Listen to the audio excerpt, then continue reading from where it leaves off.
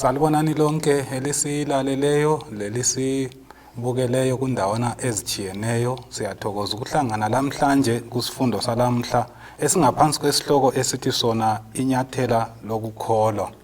Mina engikhulumayo ngingumfundisi uLulamachuma. Abafundisi engilabo ngosuku lwalamhlanje bazalamukela njalo baziveze.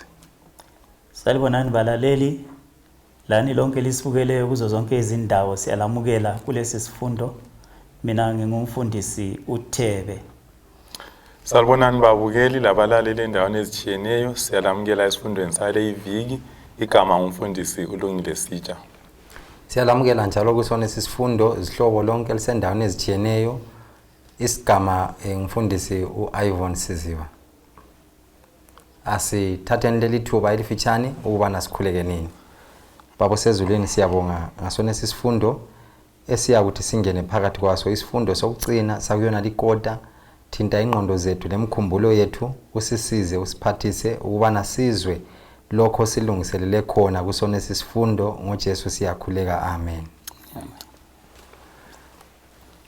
Isifundo salamhlanje sithi sona singaphansi kwesihloko esithi sona inyathela lokukholwa.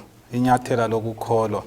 Nxa sifunda izifundo lezi asifundeli nje ukuba kwazi, kodwa sifundela ukuthi phezu kokuba kwazi kumele ukuthi khona konke esikufundileyo sikwenze. Kuthi ukuthi lapha umlobi akutshoyo ukuthi ngemva kokufunda zonke lezi zifundo, ngoba lesi isifundo ngisifundo sokugcina, ngemva kokufunda zonke lezi zifundo okukhangelelwe ukuthi munye lamunye obekade efunda athathe inyathela lakhe elokukholwa. Inyathela lokuqala lokuthi senze umsebenzi wokufakazela uJesu, ukubumba abangane, sisenza abangane ukuze sibadonsele kuJesu. Indiyana ekhanda uzasifundela uSiziba ngemva kokuyifunda. Ngifisa ukuthi usichazisele mfundisi SITSHA ukuthi nxa besitibona nxa esithi uPauli ayibekini leyo ngqondo eyayi kuJesu, kuyini ukuba le ngqondo ekaJesu? Okay, ngcono ngiyifunde. Indinyana yethu ekwaziwe ngekhanda yalesi sifundo siyithola encwadini yabaseFilipi ngo-2, izahluko kumbe indinyana ngo-5 sisiya kusigaba sesikhombisa. Nxa iloba lapho uPaul uthi ngoba kawube kini lowo mqondo owawukhona la kuKristu Jesu, owathi esesimeni sikaNkulunkulu kanakananga ukuthi kuyikuphanga ukulingana loNkulunkulu, kodwa wazidela ethatha isimo senceku enziwe esimeni sabantu. Siyabonga mfundisi Siziba ngokusifundela ivesi. Siyabonga bathandekayo. Ngizama ukuphendula umbuzo olethwayo ukuthi ikuba njani ukuba lengqondo kaJesu. Isifundo sithi sona kawube kini lowo mqondo owawuKristu Jesu. Emfisa ukuthi nguPaul nxa siqala nje isifundo kokuqala ukuthi vele ukuze sibe lengqondo eyaye kuJesu kumele njengamaKristu sizwisise impilo kaJesu, sizwisise njalo isacrifice kaJesu. Sinanzela ke lapha ukuthi oloba isifundo uthi yena ukuze njengamaKristu kumbe ukuze sinanzelele isacrifice kumbe umhlatshelo kaJesu Kristu ngobukhulu bawo, kumele ukuthi sifinyelele ekuphetheni kwendaba lapho sesibona umphumela womhlatshelo kaJesu. So nxa sikhuluma ngengqondo kaJesu sithi thina njengamaKristu uJesu kokuqala kuthiwa wazehlisa, right, wazehlisa enguNkulunkulu, wathatha isimo soluntu ngokuqala lokho. Ngezinye indlela nxa kuthiwa sibe lengqondo eyaye kuJesu Kristu kuthi ukuthi kumele ukuthi sizehlise njengoJesu. Okwesibili esikunanzelelayo ngoJesu ukuthi uJesu kazange afune ukukhonzwa. Kujwayelekile ke ukuthi umuntu nxa esesigabeni esinjengesigaba uJesu ayekiso, lapho esasimbona isikhathi esiningi elandelwa ngamaxuku abantu abefisa ukumkhonza lokumuzwa ekhuluma, Kujwayelekile ukuthi umuntu afise ukuthi akhonzwe kumbe abantu bamphakamise. Siyananzela okwenzakala kulezi insuku labaprofeti abaphumayo abagcwele umhlaba wonke abaye befuna ukuthi abantu babalandele njalo babakhonze. uJesu wayengalayo leyo ngqondo. uJesu wayelengqondo yokuzehlisa, kuthiwa wathatha isimo senceku yena enguNkulunkulu. Ibala esetshenziswe laphana ibala elithi isimo, kuvezwa lapha esifundweni ukuthi isimo sikaJesu kumbe isimilo sikaJesu wayenguNkulunkulu. uNkulunkulu esehla ngesimo sikaJesu ezeziveza emhlabeni, kodwa enjalo enguNkulunkulu wazehlisa. Engxenye okunye kuthiwa wazithulula uJesu. Kuyadingakala ukuthi njengamaKristu emsebenzini kaNkulunkulu nxa sithatha inyathela lokukholwa sizithulule emsebenzini kaNkulunkulu, sizidele ngezinye indlela, ngatsho njalo mfundisi. Izikhathi eziningi sithanda ukusetshenzelwa, sithanda ukuba bakhulu, but lapha umlobi ugcizelela ukuthi ugcizelela ukuzehlisa. Mfundisi Thebe, wena uthini ngalokho? Kulezifundo bani esizifundayo kusenzo sikaJesu esokuzehlisa? Isifundo esikhulu lapha esisibonayo bafundisi, ngoba uJesu ngumdali, wazenza waba yisidalwa, wasuka esigabeni sokuba ngumdali waba njengesidalwa. Kutsho ukuzidela okukhulu okunyomangalisayo. So isifundo sithi sona kumele nithathe inyathela lokukholwa. uJesu inyathela lithathayo lalilikhulu kakhulu, ukusuka esimeni sokuba ngumdali esiba yisidalwa. Imvama umuntu wonke ugcwele ubumina obuza kwenza ukuthi inyathela lokukholwa leli aluba ngilithatha kube lalapho kube lemingcele lapho ngigcina khona ukwenzela ukuthi ngigcine ubumina bami. Kodwa lapha isifundo sithi thatha inyathela lokukholwa, hathi ukuthi kulungele wena, kodwa ukuthi kulungele umsebenzi kaNkulunkulu, ufinyelele abanye babe ngabangani bakaKristu. Kudinga ukuzidela okukhulu, ukusuka kwesinye isigaba usiya kwesinye isigaba esingaphansi kwalokho ozicabangela ukuthi uyikho khona. Umqondo kaJesu lo. Ngiyananzelela njalo laphana ukuthi kule ngcazelo engaphansi kwendinyana ekhanda, lapho kuthiwa kubonakala abantu belahlela imiqhele yabo enyaweni zikaJesu, bese behlabela ingoma bememeza bethi lifanele iwundlu lona elahlatshwayo, lifanele ukuzuza ubukhulu, inotho, ukuhlakanipha, amandla, lokuhlonitshwa, lobukhosi. So kuyini esikuzuzayo laphana, ikakhulu nxa sikhangela kakhulu okungasi-motivate, okungasifuqa ukuthi sisebenzele ukusindiswa kwabanye abantu, ukufakaza, ukufuqwa.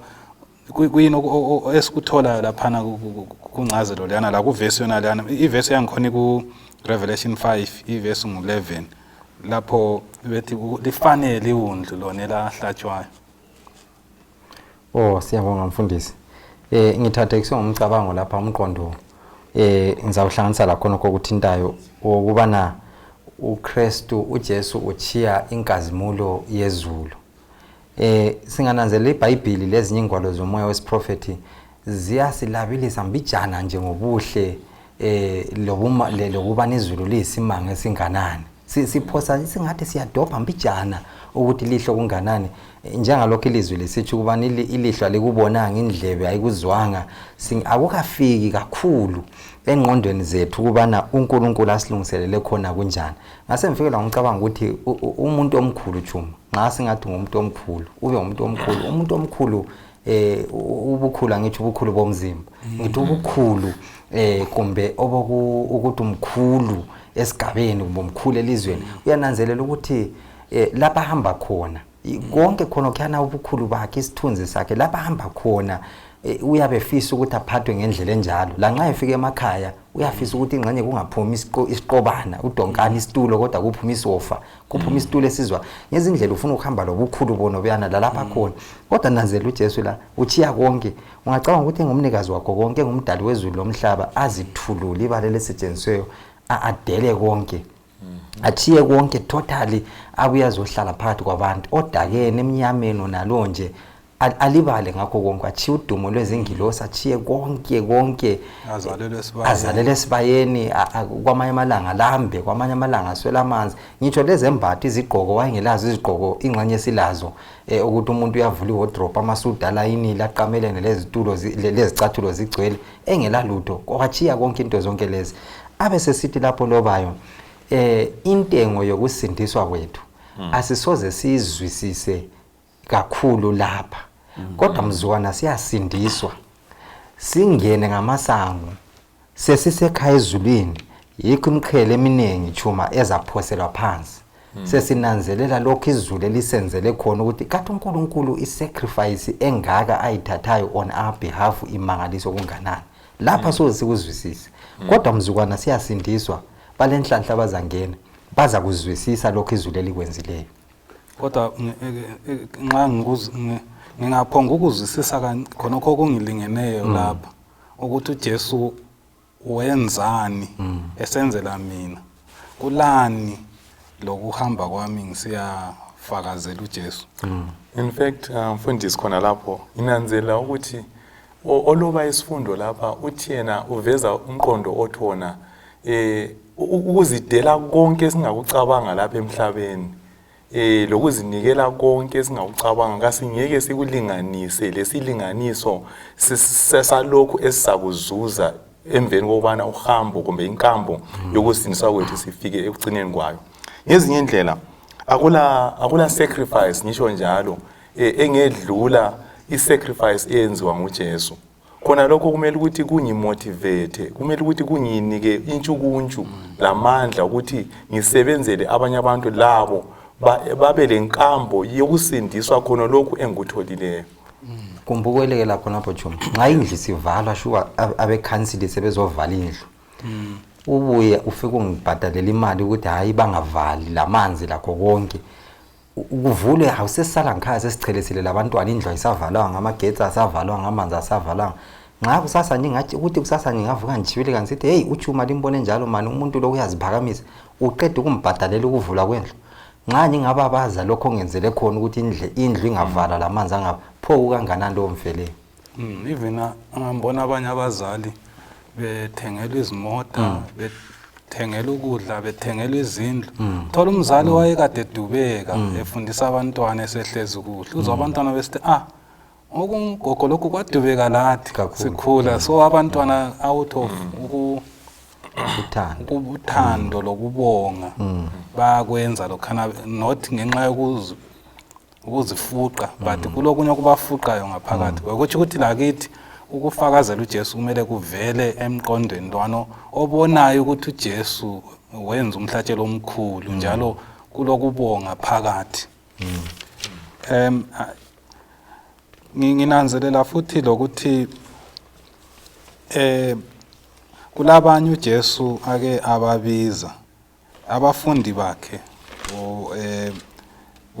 sinanzelela futhi lapha lokubizwa kuka Matewu kuMatewu 9 ivesi 9 sithola izifundo bani khona phane kubizweni kwabafundi ndawonye lokubizwa kukaMatewu ngoba nginanzelela abanye abantu bacabanga ukuthi abantu ababiziweyo mhlawumbe ngabafundisi kuphela ngomunye ngathi ekhangele ichurch yakade umuntu obiziweyo nguchurch elder but kodwa iBhayibheli iyaveza ukuthi wonke umuntu osesindisiwe osekholiwe kuJesu ubiziwe sithola izifundo bani laphana kuleyani isection umfundisi Thewe kuyini njalo esingakwenza ukuncedisa abanye abantu ukuthi bananzelele ukuthi labo babiziwe. Okudingakala kunanzelela ukuthi khona kuyini uJesu angenzele khona ungafika lo mbuzo uphendule kuhle kuza kwenza ukuthi ube uzizwe usilela aluba ungazanga ube ngumfakazi wakhe. Lapha ngibhala umbuzo mina ukuthi kambe mina yini engacatshangelwayo kulabo ababizwe nguJesu, ngoba isifundo lapha siyakhuluma ngabanye ababengacatshangelwa abafana lalawa nabelamadimoni lesifebe leSamaria Magdalena umama waseSamaria and so forth. Abantu ababizwayo bonke kungakhathalekile ukuthi ubizela ubufundisi kumbe ubizelwane, into eqhakathekileyo ukuthi bayazizwa yini ukuthi ngangafanele kodwa kukhona uNkulunkulu angenzele khona. Ungaba la ungakhangela wona lo mbuzo kuza kwenza uzizwe usilela aluba ungazanga ube ngumfakazi kaJesu. Okay. Engunanzelela khona lapha kunithathekisela ngingayibala ngamafitshane. uMatewu 4 ivesi 18 khona lapho kusiya ku20 wathi uJesu ehamba elwandle lweGalile lapho ithi ikubeke ngokuthi wathi hamba kodwa indlela enginanzelayo ukuthi uJesu kazange aphonga ukuzibona sedlula. uJesu wayevele phakathi kwemishinda, wayevele phakathi komsebenzi, wayekwazi ukuthi amadoda la uzabona uzabiza futhi. Libe selisithi wasesithi kibo sengiyeqile lapha ehamba olwandle lwaseGalile wabona izelamane ezimbili uSimon othiwa nguPetro loAndrea umfowabo bephosela imbule olwandle ngoba babengabagoli benhlanzi. Wasesithi kubo ngilandelani njalo ngizalenza libe ngabagoli babantu. Bahle ke bachiya amambule bamlandela. iBhayibheli lithi bahle banjani bachiya. Ngithe ngibala lapha ngananzelela ngingayihlephula yabaphose izigaba ezimbili ezintathu. Okokuqala amadoda la kuthiwa babethi inhlanzi eziningi abantu laba. Babethi inhlanzi eziningi, babele career yabo abantu, belemisebenzi yabo. Zananzela ukuthi kuthiwa ukugola inhlanzi lokho ensukwini ezidluleyo kwakube kuhle. Babelama achievements amangalisayo emsebenzini yabo. Ngokuqhathanisa ngitsho lempilo zethu abantu abaningi bakuma careers basemsebenzini echiyeneyo, abanye bayaphumelela lapha abakhona, njalo bebelamacebo, babekwazi ukuthi hayi la ngikhona sizabamba futhi eziningi, bekhangelela umsebenzi omningi omkhulu. Kodwa babengakwazi ukuthi amaplan abo imbali sitshintshe siguquka. Ngokufika kwaJesu into zonke zahle zatshintsha. Into enithathekise kakhulu ukuthi uthi esithi ngilandelanini ilinzalenza abagoli babantu. iBhayibheli lithi bahle bachiya. Bahle bachiya amaneti, bahle bachiya konke khona lapho. Nxa babelabanye bahle bachiya khona bathi sesikhamba thina. Abazange bathi sesiyavalisa ngikhaya kumbe sesiyakwenzani, bahle bachiya. Bahle bachiya. I-challenge okumphe yona ukuthi amadoda la bezwa ngaphakathi kwabo kukhona abakubona kuKristu, kodwa kukhona abakuzwayo bakubeke bathi they sensed a calling to a higher mission or service. Ukuthi kambe mina ngiyakuzwa yini uNkulunkulu ambizela khona emsebenzini nxa imbiza. Okunye ngunanzela khona lapho mfundisi ukuthi nxa sikhuluma ngobizo engxenye yasekubekeni ebafundisini phakathi kweviki ngeke ngaba lenkambo lapho ngeke ngaba lama interviews kwenye radio station bengibuza nje ukuthi kanti wabizwa njani, ubizo lwakho lwalunjani. Ngabachasela ukuthi uyabona ubizo lwami njengomfundisi mina vele kangiqalanga ngizithe ukuthi ngumfundisi, no, ngaqala ngenza okunye, ngenza engineering this and that. Ngizama ukukhuluma indaba yokubizo le lokho esikhuluma ukuthi oPetro babengabagoli benhlanzi, kodwa uNkulunkulu in a particular way ngendlela ethize wabona ukuthi angabasebenzisa emsebenzini wakhe. So ngendlela efana nayo singakhuluma abafundisi bonke abakhona, abanye babe ngama teacher, abanye babe kuma backgrounds achiyeneyo, kodwa uNkulunkulu wababiza ngoba wayebona okuthize kibo afisa ukuthi akusebenzise emsebenzini wakhe. So nxa sikhuluma ngendaba yobizo sinanzela abafundi lapha oqala nje obetshila umfundisi lapha na ukuthi bananzelela ukuthi lokho ababizelwa kiko kuphakeme kulalokho ade bevele bekwenza. Hathi ukuthi kuphakeme ngoba kule mali eningi, akula mali abayithola abafundi bakaJesu okwakungaholwa. Baze babuza abafundi bakaJesu after 3 years behamba lo Jesu bathi Jesu sichiye konke sakulandela sizazuzana. uJesu wathi baphendula wathi ngiqinisile ngithi kini ngakho lo yedwa ochiye konke ngenxa yami ongasoze avuzwe lapha emhlabeni ngitsho lasezulwini. Ngezinye indlela nxa sikhuluma ngobizo kasikhangeli inzuzo esiyizuzayo esiyitholayo, sikhangela ukuthi imission ukuthi uNkulunkulu lokho angibizele kiko kukhulu kulalokho engakuxotshanisa njengomuntu emhlabeni ngidinga inzuzo yomhlaba. Okay, ayisiyabonga. Yes. Nginanzelela laphana kulabo ababiziweyo bengakhangelela ukuthi babengabizwa nguJesu. Ngemva kokubizwa laphana baqala ukufakazela uJesu.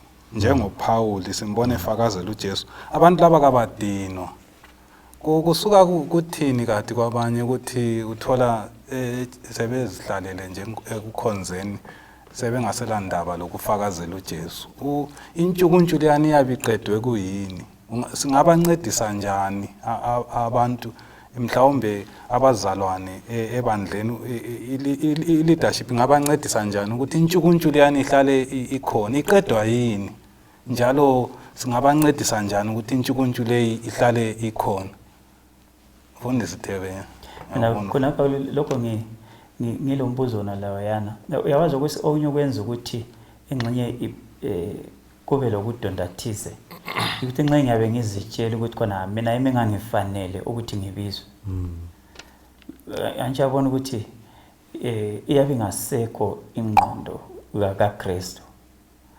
Ingqondo kaKristu nxa ikhona kimi eyenza ukuthi achiye ukuba ngoNkulunkulu abe yisidalwa. Iza ngenza ukuthi ngingaziboni ngingcono iloba lasiphi isikhathi. Akula sikhathi lapho engifanele khona. Kumele ngihlanganyele kunye loPaul ukuthi khona ngingomkhulu umoni, I'm the chief of sinners. Kungaba njalo kuza ngenza ukuthi sonke isikhathi ngibe lokunanzelela lokubonga ukuthi kukhona uNkulunkulu angenzele khona. Mana ke ngitshele abanye labo bakuzwe lokho engikuzwayo. Ungabona intshukuntshu isiphela.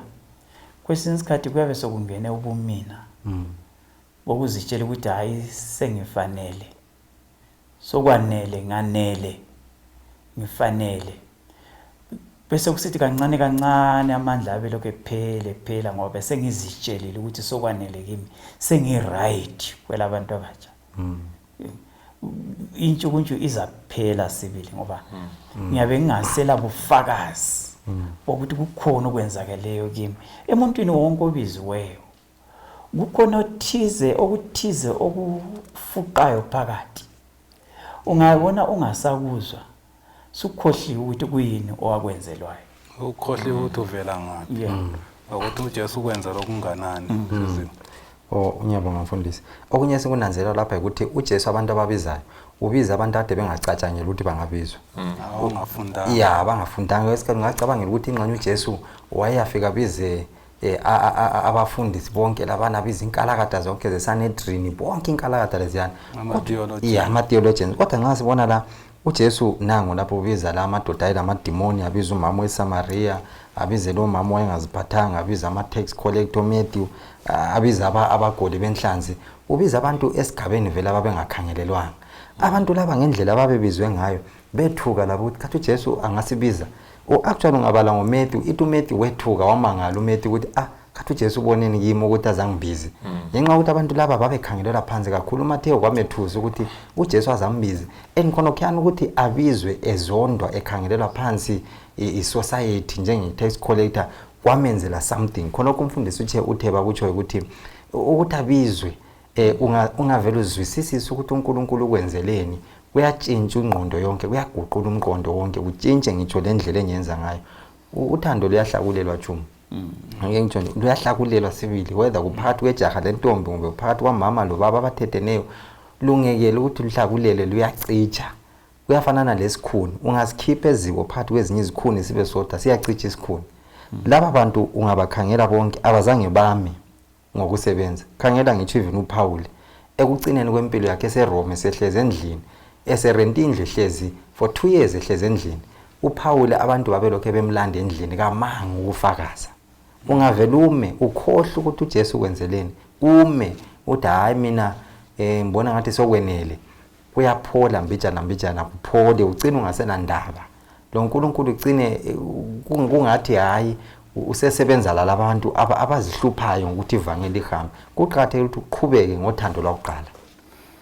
Engqeke nabo mfundisi ngithathekiswa indaba kaPaul. Umfundisi uSiziba uthena khuluma wathi yena uJesu wayebiza abantu bonke uqamba ama classes laphana abagoli benhlanzi labantu abengakhangelwanga esigabeni. Kodwa ke ngifisa ukuthi futhi ngikubalance ngithi mina uJesu kazange abize kuphela abantu abengafundanga omethi bona babefundile ngombani babekwazi into zezimali and so forth. uPaul ngokwakhe wayengumuntu wayefundile. So uJesu simbona ebalanced ku approach yakhe yokubiza abantu ngezinye indlela. Ungakhangela uPaul ngithathekiswa izili yakhe lokho esingathi thina ngesilungu intshukuntshi yakhe ngesiNdebele intshukuntshi yakhe yokwenza lokho ayekwenza. Kuqala wayiphitheke ngokubulala amaKristu lokuzingela amaKristu. Kodwa uJesu yakuguqula khonokho intshukuntshi yena lana ayihamba ngayo eqanse siya lapha lalapha eDamascus lapha lapha edinga ezingela amaKristu. Nxa uJesu semguqulile yona leyo ntshukuntshi efana nayo njengoba umfundisi uThebechiwe laphana elokhu iqhubeka isiya phambili echumayela ivangeli ngamandla. So engakutsho yikuthi engxenye mfundisi okunye okusilimazayo njengoba abafundisi besitsho yilokho esingathi ngesilungu i-redundancy ukuthi umuntu uyangena eChurch afika ahlale angenzi lutho amelele ukuchunyayezwa ukuthi umfundisi abuye ngitshela okwenza. Kodwa ke nxa abantu bangangena emsebenzini basebenze njengalaba abafundi bakaJesu njengoPaul akula sikhathi lapho umuntu azacitshelwa khona swela ukuthi wenzeni ngubaphelele luthando. So ukuthi kulabanye abantu esithi sibakhangele sihle siba right off ukuthi lo akulala ukuthi singalwenza kuye. Ngiyananzelela futhi lokuthi kwesinye isikhathi liyakunanzelela ukuthi laba abawona kakhulu ngase bebuyile ekukhonzeni lapha bayasebenza futhi kakhulu ngoba bananzelela i-depth yalapho uJesu abakhiphe khona. Yes, siyawunanzelela kodwa engxenye lapho umfundisi futhi singakufaka ngane le ndlela abantu bayagcina bengasasebenzi besithi ukuthi lapha nje ungasebenza ngayo ukuthi ngona kakhulu. Ngicabanga ukuthi engxenye ukubalansa ukuthi umuntu uyananzelela inkambo yakhe lo uNkulunkulu lokhu uNkulunkulu amenzele khona empilweni.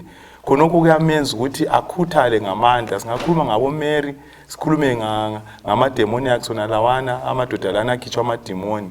Ngenxa yenkambo yabo lo uNkulunkulu kwabenza aphitheka ngamandla emsebenzini kaNkulunkulu. Engxenye leyo singayiphendula ngokuthi uPaul uthi kuKorinto wesibili ngo5 verse 14 ngokuba uthando lukaKristu luyasiqhubezela. Right. Okungenza nisebenze ukuthi luthando lukaKristu olungufuqayo. Exactly. Umuntu obuthi lapha isiKristu asikho kuchiya ukwenza izinto ezimbi. Ukuze sisindiswe. uJesu azange achiye ulutho olubi ezulwini ukuze asindiswe. Wachiya izinto ezinhle. Right. Ukwenza ukuthi abanye basindiswe. So nxa ngisebenza it's not always ukuthi kumbe ngichiya izinto ezimbi. Anyway vele bonke ngoba bonke bonile. Kodwa ke uJesu ufuna ngehlukane la lokho engikuthanda kakhulu. Kwesikhathi kuyabe kungumsebenzi wami. Njengoba sitsha ngibona ngani ipanel lethu lapha sonke sasile misebenzi emangalisayo lapha sasikhona. Sachiya ngesikhathi sangakhona. Kodwa kuyabe kulolutho oluduzane lawe.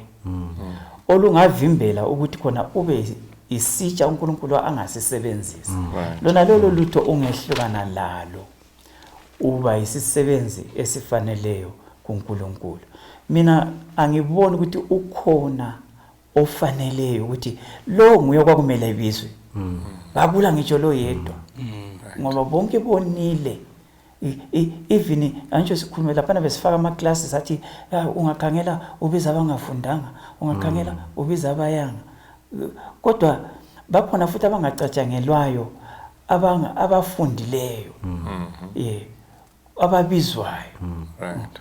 uNicodemus wayefundile wabizwa. uPaul ngumfarisi.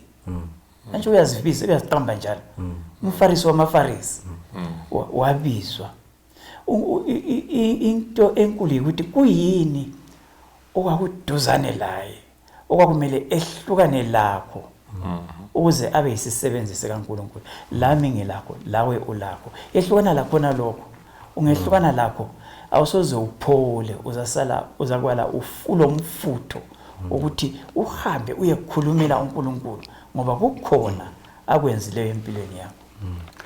Ingxenye ukwekela khona lapho Chuma ukuthi labo balaleli uNkulunkulu ubizile umuntu munye ngamunye. Umbuzo osalo ususiba khona ukuthi khonapho obizwe khona wenzani ngakhonapho obizele khona. Ngoba kucacile kusobala ukuthi uNkulunkulu kathi ukuthi abantu bachiye lapha bakhona namuhla. Kathi ukuthi utitsha chiye, udokotela achiye, kodwa uthi khonapho khona obizele khona wenzani ukhonapho khona.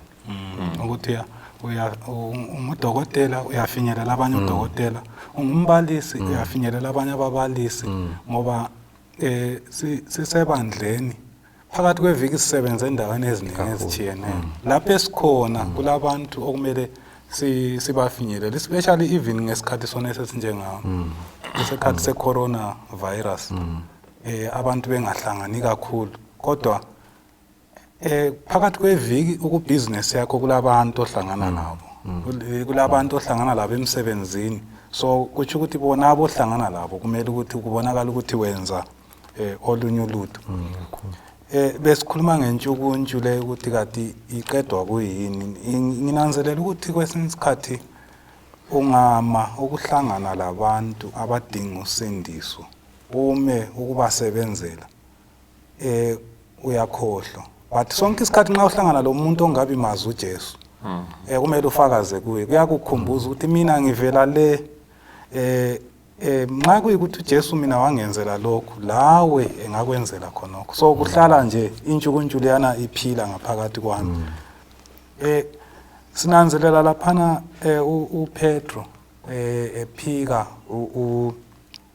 uJesu, kuthiwa wamphika waze wathuka.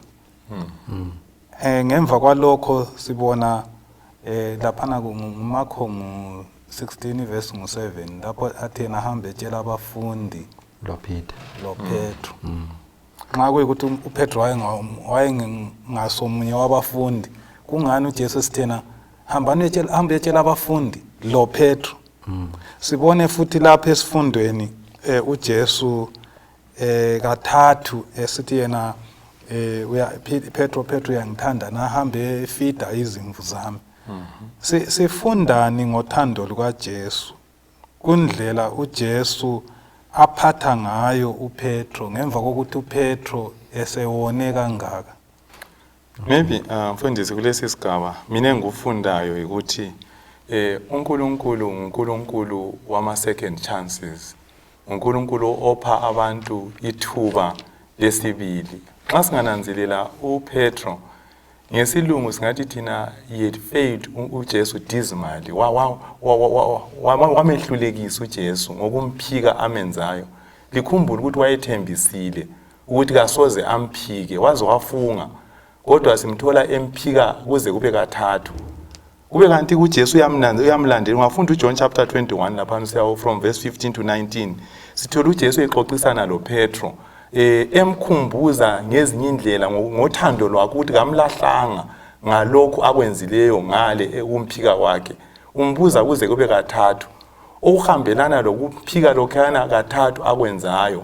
Abesemasayina umsebenzi, amuphe umsebenzi. Awungeke uphe umsebenzi umuntu ongamthandiyo.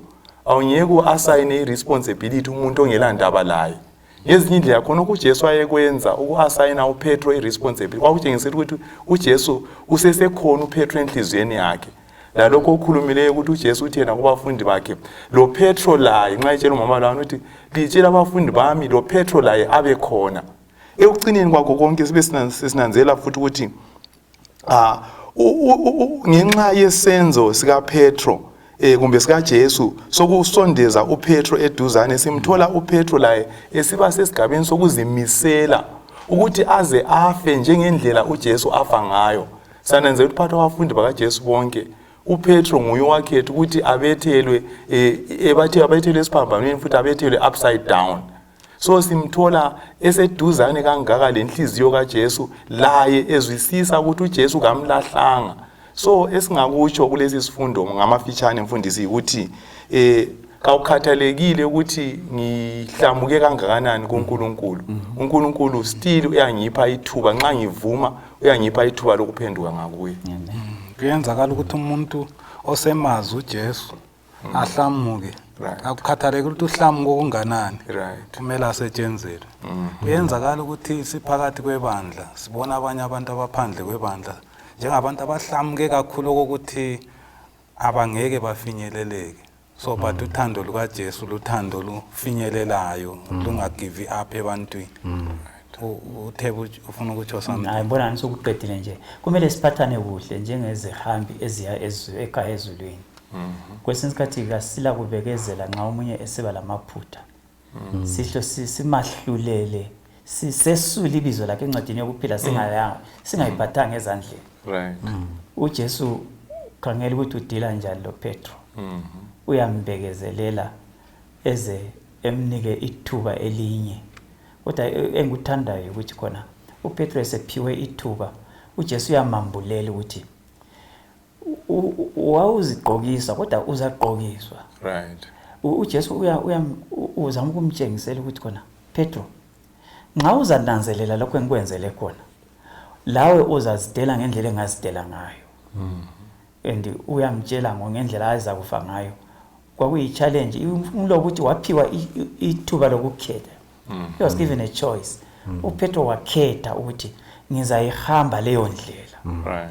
Ngoba senginanzelele lokhu Jesu angenzele khona. Wayihamba leyo ndlela waze waya kufa wabethelwa wakhetha ukuthi elakhe ikhanda likhangele phansi. Siyabonga Thebo sizibuthini. Khona ukumfundisa kutshoyo kuqhatheke kakhulu isifundo esimangalisayo. uPeter waphiwa ithuba amehlo evulekile ukuthi akhethe. Wonke iqiniso lonke liphiwe lisegcekeni lisobala ukuthi khathesi indoda uhamba uzaluhamba nanto nxa ungavele wenza isinqumo lesi. Kanjumanga kazange ambandezele kazange kumbe amsebenzisela amabala anzima kumbe okumtsotsa kumbe okumtrigger wakwenza kwacaca kwabasobala ukubana nansi indlela ozayihamba. uNkulunkulu amathuba asipha wona manengi amangalisa njengethuba aliphiwe uPetro waphiwa ithuba lokuthi lanxa wehlulekile emuva ngapha nanti elinye ithuba indlela ozayihamba nansi. uNkulunkulu uyasipha amathuba lanxa singezake sibe yazi indlela esizayihamba njengalokhu uPetro wavezelwa kodwa uyasipha amathuba njalo nje. Singeza ke futhi sibe simphile ngendlela uPetro amphika ngayo kodwa sikunanzela ukuthi kwesinye isikhathi ngendlela esiziphatha ngayo ngendlela emphatha ngayo abanye abantu ngendlela enyenza ngayo kwesinye isikhathi ngiyaphambuka endleleni kaNkulunkulu. Kodwa uzananzela ukuthi ilanga lenyanga linye usuku lunyanga lunye nxa luphuma it's another opportunity. Umusa kaNkulunkulu uyasilandelela ukuthi ngilungise lapho engehluleke khona ngibuyele. Njalo futhi nxa ngiphiwe ithuba leli angiphiwe ithuba lokuthi ngizenzele into zami ngibuye lodakeni ngiphiwe ithuba lokuthi ngifinyelele abanye abantu. Ukhanya lapha kungumlando wabathungameli bebandla bonke ukuthi bancedise amalungu ebandla ukuthi athole ulutho oluthile abangalwenza lokuphiwa amathuba ukuthi bayefakazela uJesu. Amabandla angabi ngamabandla agcwele abantu abangenzi lutho. Ngingazi singathini ngamafitshane ngesifundo lesi. Ngizanika each one of you ukuthi atsho ukuthi mina ngubona sibili kuyisifundo esiqhakathekileyo ngubambileyo kungaba yilokho abalalela abangasala bekubambile uthini. Maybe ngawutsho umfundisi ngamafitshane ukuthi maybe okokuqala engunanzelelayo ukuthi lesi sifundo siza njengensilela kithi njengamaKristu.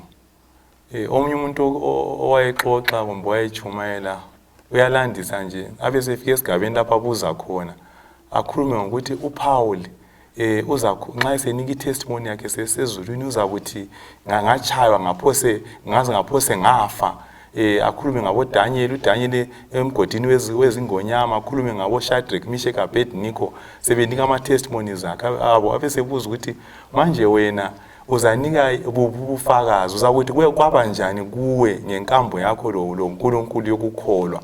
Ngezinye indlela ngibona lokho kuyinsilela enkulu yokuthi nxa sathatha inyathela lokukholwa kumele ukuthi sizwisise ukuthi yebo kasisindiswa ngemisebenzi, kodwa kuyini engikwenzela uJesu esangiphe impilo, kuyini engikwenzela abanye ukubafinyelela ngaleli vangeli lombuso, kuyini engikwenzayo kakube yi-challenge kuwe lakimi. Okunye ngunanzela futhi ngalesi sifundo ukuthi isifundo esidinga ukuthi singahlulelani, njengoba uJesu engazange emehlulele uPetro, wamupha ithuba lokuthi aphenduke, futhi kazange ehlulele laba abanye abaFarisi and so forth, wabapha amathuba basondeze eduzane. Thina ke njengamaKristu kulula ukuthi sihle simqede ngomuntu, sihle sidovele ezulwini kasangeni sokuvaliwe, sihle siqede la naye, kodwa uNkulunkulu gives us another chance. Mina isifundo lesi singitshengisa uthando kungezenzo. It's turning love into action. Ukunanzelela uthando uNkulunkulu asithande ngalo. Sesinanzelele lona lolo thando, sesiresponda ngezenzo. Achi izenzo zokuthi sizuze uthando lolo, kodwa izenzo zokuthi uthando lolo luyasifuqa ukuthi sibe ngabantu abahambelana lentando kaNkulunkulu. Izenzo zami zizabonakala la ngendlela engiphila ngayo, angisaweli kuyeli futhi edakeni olubishayo ngoba wangikhipha odakeni olubishayo. Kungendlela engiphatha ngayo abanye abantu njengoba SITSHA sitsho, kungendlela engiphatheka ngayo ngokuthi abanye labo babe lobungane loJesu, labo bazwe lokho engikuzwayo mina. Uthando kungezenzo. Siyabonga. Isifundo esihloko sithe inyathelo lokukholwa. Engunanzelela lapha yikubana intokozo egcwele ephuphuma egcweleyo ekuphileni kwethu siyithola nxa sigcwalisa isizathu sokukholwa kwethu ngokudumisa uNkulunkulu lokufinyelela abanye abantu sibatshela ngothando lukaThixo. Mina ngithe ngikhangela izifundo zonke esizifundileyo kuyona le igoda njona lesi sifundo kuyisifundo sokugcina ngananzelela ukuthi kule zipho zikamoya oyingcwele ama spiritual gifts, umuntu engaphiwa okunye, omunye aphiwa okuchiyeneyo, awasoza afana nebantwini abachiyeneyo, kodwa ukufakazela uJesu, ukuwitnessa for Christ, wonke umuntu olenkambo yokuhlangana loJesu lokusindiswa esonweni ukhangelelwe ukuthi afakazele uJesu. Kuthi ukuthi lonke ilunga lebandla kumele lifakazele uJesu.